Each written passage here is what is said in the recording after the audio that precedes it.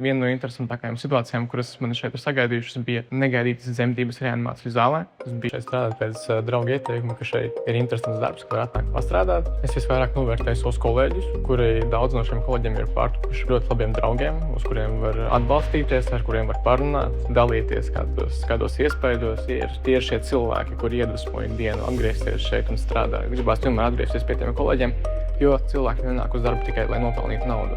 Ja tam cilvēkam tiešām patīk darbs, viņam patīk tie cilvēki, ko viņš satiek, viņam patīk tās lietas, kas te notiek un tā tālāk. Tā ir sava veida tāda rutīna ārpus mājas. Tāpēc arī šeit atgriezties diezgan patīkami. Viena no interesantākajām situācijām, kuras man šeit ir sagaidījušas, bija negaidītas dzemdības reanimācijas zālē. Tas bija diezgan biedējoši. Tas notika viss ļoti ātri. Daudz varēja iegūt pieredzi no tās situācijas. Es uzskatu, ka katrs šeit nav vienkārši tāpat. Es uzskatu, ka katrs šeit ir kā mazs zobrats ļoti lielā mehānismā, kas ir šī izņemšanas nodaļa, jo šeit tiešām strādā ļoti daudz cilvēku. Es domāju, ka šis darbs noteikti mani mainīs kā cilvēku, un personīgi sanāk nedaudz savādāk apdomāt kaut kādas savas dzīves notikumus, skatoties, izpaudoties uz tām situācijām, kuras radu šeit. Bet arī gan kā karjeras izaugsmes iespēju var novērot šeit, kā cilvēki atnāk strādāt par sanitāriem, pēc tam kļūst par medicīnas asistentiem, ārstu palīgiem vai par ārstiem. Tas diezgan iedvesmojoši ir. Es atnākot šeit nebiju domājis saistīt savu nākotni ar medicīnu, bet tad es saprotu, ka šis ir ļoti interesanti. Es saprotu, ka tas ir tas, ko es vēlos darīt. Tā es arī iestājos studijās un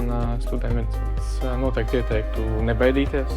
Es noteikti ieteiktu pieņemt šo izaicinājumu, pamēģināt.